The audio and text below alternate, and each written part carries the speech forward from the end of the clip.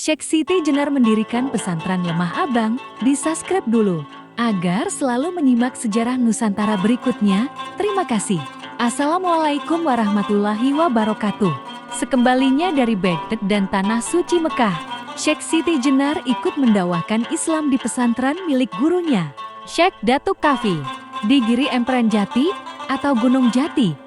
Akan tetapi selepas kewafatan gurunya dan jatuhnya kepengurusan pesantren kepada beberapa ulama secara kolektif, Syekh Siti Jenar mendapatkan kelonggaran untuk mengajarkan Islam di tempat lain. Kelonggaran waktu tersebut dimanfaatkan oleh Syekh Siti Jenar untuk membuat pesantren baru di Pedukuhan Lemah Abang, Japura, yang sebelumnya telah dianugerahkan Pangeran Cakrabuana kepadanya. Pesantren Lemah Abang yang dibangun Syekh Siti Jenar berbeda dengan pesantren yang ada di Giri Emperan Jati. Sebab di pesantren tersebut Syekh Siti Jenar memfokuskan pendidikan tasawuf. Meskipun begitu, kegiatan pembelajaran di dalamnya menggunakan praktik-praktik pembelajaran yang mutakhir di zamannya. Sebab Syekh Siti Jenar meniru gaya pembelajaran yang ia peroleh ketika menuntut ilmu di Baghdad. Kedalaman ilmu tasawuf yang dimiliki Syekh Siti Jenar, serta manajemen tata kelola pesantren dan metodologi pembelajaran mutakhir yang digunakan Syekh Siti Jenar membuat pesantren tersebut mendapatkan pamornya. Bahkan menurut naskah Mertasinga, santri-santri di pesantren di Giri Emperan Jati kalah banyak dibandingkan pesantren yang didirikan oleh Syekh Siti Jenar. Dalam waktu sekejap, Syekh Siti Jenar menjadi ulama yang populer di Cirebon. Pesantrennya didatangi oleh santri-santri yang berasal dari wilayah Pasundan, Jawa, dan banyak juga yang datang dari seberang pulau. Di samping mengurus pesantren Lemah Abang, Syekh Siti Jenar juga aktif berdakwah ke pelosok-pelosok daerah di Tatar Pasundan dan Jawa Tengah. Beliau sangat dihormati ketika berdakwah di beberapa tempat. Bahkan banyak di antara penguasa daerah yang berikrar menjadi muridnya.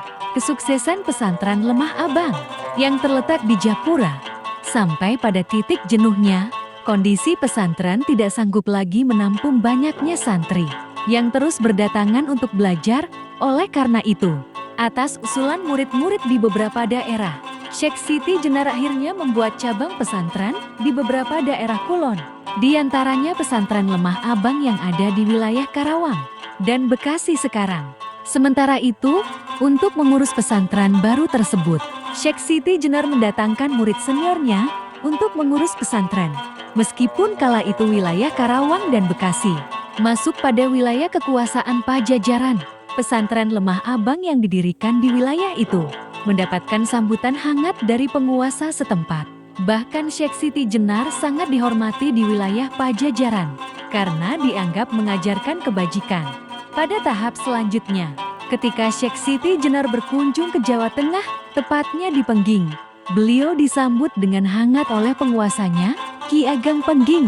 Bahkan di kemudian hari Ki Ageng Pengging menyatakan diri sebagai murid dari Syekh Siti Jenar.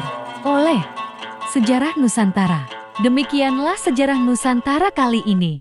Dan nantikan sejarah Nusantara berikutnya. Terima kasih. Wassalamualaikum warahmatullahi wabarakatuh.